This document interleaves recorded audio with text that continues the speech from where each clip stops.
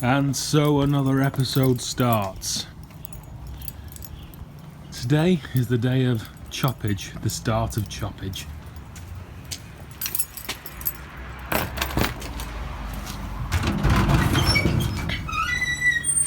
Where the Mountaineer is going to be losing some weight. So, start with the doors, and then move on onward, inward and upward from there. Progress is being made, slowly but surely. It was a long day yesterday at my normal, horrible job. So I'm definitely a little bit of a go slow today. But what a lot of people ask about when doing these is, and what a lot of people have worries about, including myself, is wiring. So your best friend is going to be that roller tape and that marker. So just as an example, what I do is when I start to fillet the looms later in the build, I backtrace from labels that I've done like that. So driver's door speaker there. So that's pre-snip of the wire. These are aftermarket speakers put in. So I'm going to chop the wires there so I can match up the colours. If I chop them there, I'm buggered. If I chop them there, I can match up the colours. Okay, so that's all I'm going to be doing. So on here, when I disconnect it all, it's going to be central locking and electric windows, driver's door. I'll wrap that around there, and I will know that obviously I don't need that because the 53 is not going to have electric windows or central locking. So that's all I do. Label it, then backtrace it later in the build. As you can see, we had a pretty good day yesterday. Anybody need any Explorer Mountaineer parts? Chaos and confusion everywhere. So this is what she looks like right now. All doors are off. All the path stuff is off. Lots of labeling. That's all the path stuff, which scares the hell out of me. So I think the initial cuts are gonna go along there, above the gas filler there, straight down through the C pillar. Same on that side, then B pillar, and then I'm gonna go across the roof. Next job right now is gonna be just getting everything out of the roof area, sunroof down, and then probably gonna be cutting kind of, maybe actually do it there. There's less metal to cut once I've taken the sunroof out actually. I'll just cut these thin slithers there. So that then gets that off. Had a really good suggestion about the fuel pump issue on YouTube, the fact that the inertia switch may have been tripped, which is down there weirdly on these. It's on the rear quarter on a Vic. But no, it's not been tripped. So another great suggestion as well is I'll put the scanner on it and see if it's throwing any codes to do with the fuel pump. So all great suggestions, thank you very much. In the chaos of doing all this, I do forget some really obvious stuff, so it's really appreciated. So, shall I carry on? Okay, so we're ready for roof removage. Everything is out and ready to go. So obviously I want to go above the gas filler there, so I just did a small initial cut, and then we're going to be going straight down this line here. I want to keep this area for this upper mount just in case I need to use it. So I'm going to go super high here. Can you hear that? How loud does somebody's music need to be? Okay, and then straight over. That area sort of there. And then that'll lift a majority of it off. Have a friend coming over in about an hour, so hopefully we should have it done by then.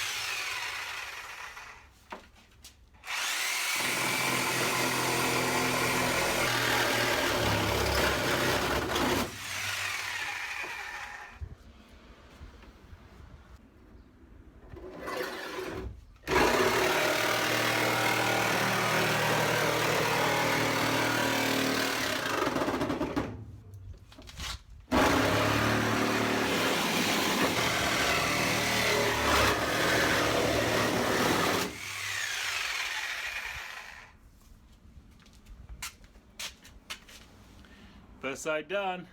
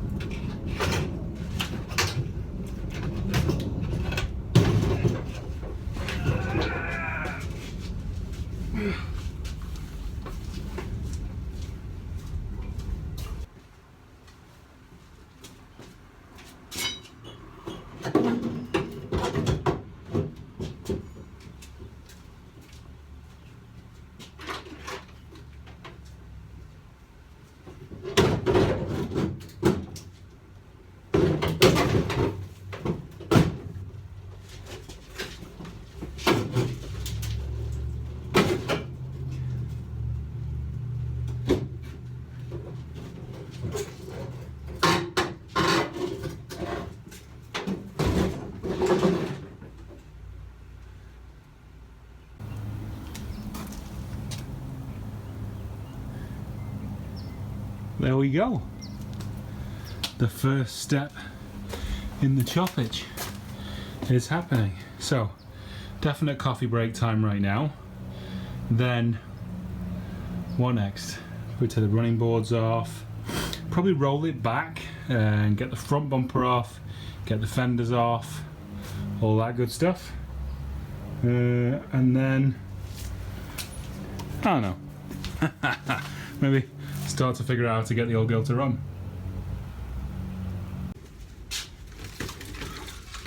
Okay, so the truck looks slightly different than last time I tried this.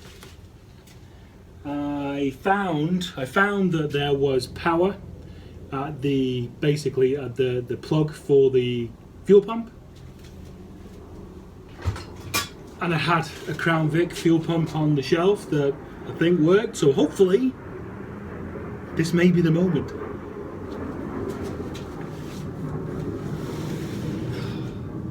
One thing I have to need is the fuel pump to be priming in 2 seconds.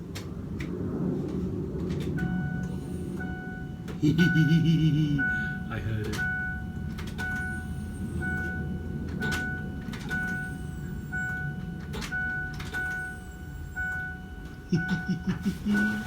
Okay, I'm just gonna make sure stuff's out of the way. The fuel pump did prime though then. Oh my god.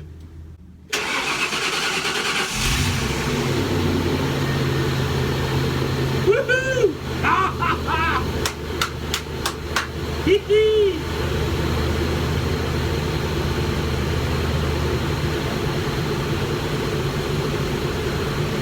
Success!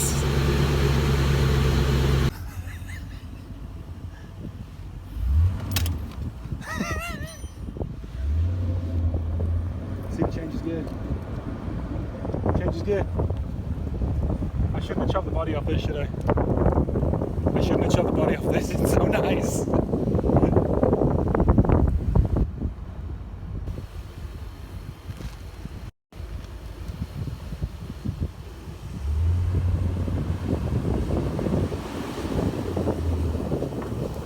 Charlie's.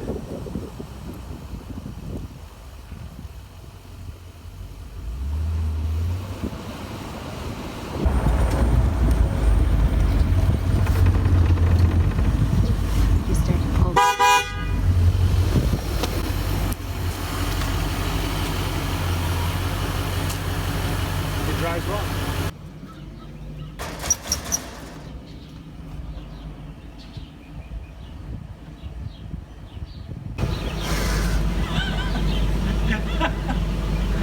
Are you really driving that?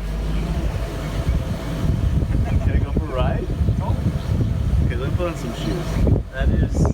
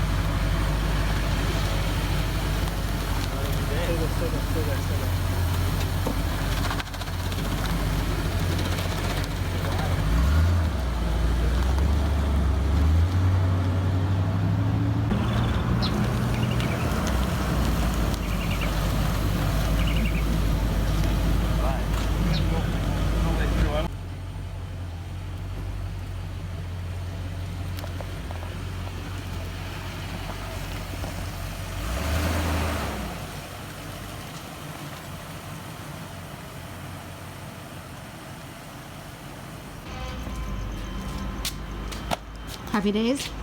Oh, happy days indeed. Now we have ascertained that the old girl runs, box ticked, happy days. So what I'm going to do now is I'm going to take the shell off the dash. So it's going to involve probably dropping the steering column and taking the dash off and then taking all the bits out and then refitting it. Because I want to see, I don't know yet how the steering column is going to mount into the 53. And I'd like to keep it as factory as possible. So that's why I'm just going to keep the skeleton that's underneath here in place for now. So next job, dash off. And yay, back onto the girl. Last night we had a pretty productive time of getting the dash out. Sorry about the light, it's rather bright. So we got the dash out, so we're gonna pull this over onto the exterior workbench and pull the shell off. So we've just got the actual carcass and wiring, and then it's just clearer for me to see what I'm working with then. Then I think I'm going to start to take some measurements to see how wide this girl is. If anything's got to come off here to go inside the 53 cab. So dash next. Not gonna lie, my love for the guys who designed the Mountaineer / Explorer is really high right now. On the Crown Vics that I've done, all the door wiring has been hardwired into the main harness. Not on this. There's a plug right there. So I don't have to pull the whole harness apart, unpick it, and fill these wires out. Just unplug it, and it's safe. Oh my god, it's genius. 2 plugs there, that's the front door. Done. And then round this way, same again. The only difference is the driver's door. Driver's door has got a ton of wires going into it, and it has the Pat's keypaddy thing right around here. Now that scares the hell out of me, so I'm not going to touch this for now. But so this keypad, that's the keypad, you know, with all the numbers on it and stuff, is plugged in. So before I touch this door harness, I'm going to plug it all back in. And then once it's running, or before it's running, I'm just going to unplug this and see if it still runs. If it still runs, we don't need that pad, so that's awesome. The carcass of the dash is now off. The dash itself is just a frame, and I'm really surprised. But this is like an epoxy air duct / frame as well, which I think is pretty cool actually. So that's all ready to go back in now. So yeah, that'll go back in. Steering will go back in. We'll mess about with that wiring, see if she runs with the door keypad unplugged, and then more measurements to then see how wide this is. Okay, so right now this is awesome because it started and the little door keypad thing isn't plugged in. So these wires can be tucked, and this gives me a ton of wires if I need extras for anything I may need on the actual truck. That's awesome. I got some bleeping going on, but I assume that is because it thinks the door's open. So, yeah, okay. So anyway, so that's great. So now I'm gonna start taking measurements and start probably trimming this sill area. Happy days. Ha ha! Right now I'm trying to figure out where the A-pillar on the 53 is going to sit compared to this A-pillar on the Mountaineer. I'm going to be trimming up to that seam so it gives me something nice and flat to mount up to. But the cab on the 53 hooks round and goes down to 53 inches with total width. So it's really going to cut into this area, and I need to know where that's going to be. So what I'm going to do is basically measure, it's a general measurement, but it'll give me an idea, sort of mid A-pillar on the cab of the 53 to kind of wheel center, and I'll do the same measurement on this and then see where the A-pillar on the 53 is going to fit. One unique thing about my truck is the fact that it's an F250, and those wheel openings are fucking huge. So I have got a little bit of play, you know, obviously I want to get them as centered as I can, but you know, inch here or an inch there makes a hell of a difference to leg room. So right now I think this is going to be sitting quite far back, but here you go, this is the kick-in point where life gets very, very thin, which is going to be the issues. But yeah, I don't think I'm really going to know until I offer it down. Game on. And here she is, the calm before the storm. I'm going to get rid of this carpet in a few minutes. I just vacuumed it all out. Look at that, it's so clean. Love it. There's one other thread that I've seen about a guy doing like a 56 on one of these, and he seems to get the cab indent of the 56 around that, but my measurements show it 2.5 inches off, so whatever. I can only chop so much before I actually put the cab on the old girl. So that's all trimmed down. I've left a little more on this side there, so we'll see. As I say, you can only do so much before you just got to start lowering it down and seeing, you know, what hits. Dash is still fully functional, car runs and drives, but you know what of this we'll have to get rid of, don't know. I don't want it particularly. Let me turn the camera around. So that's it for another episode. Back to ride height and cab height. I've got a bit more leeway with this one because I'm using the 53 steel dash. So whatever height the cab goes, the dash goes with it. I'm not governed by using the modern dash. Yay, good thing. I'm going to be using this steering column though, because it's got so much stuff on it, cruise and all that kind of stuff, and I really think it'll be quite novel to have that. So as to where the actual cab is going to sit on this floor, I don't know yet. That's why I'm not removing any of the scuttle panel, because that may be a nice flat square mount. I don't know yet. So tomorrow it shall be lowered down. That's it for this episode. Thanks for watching. Catch you on the next one.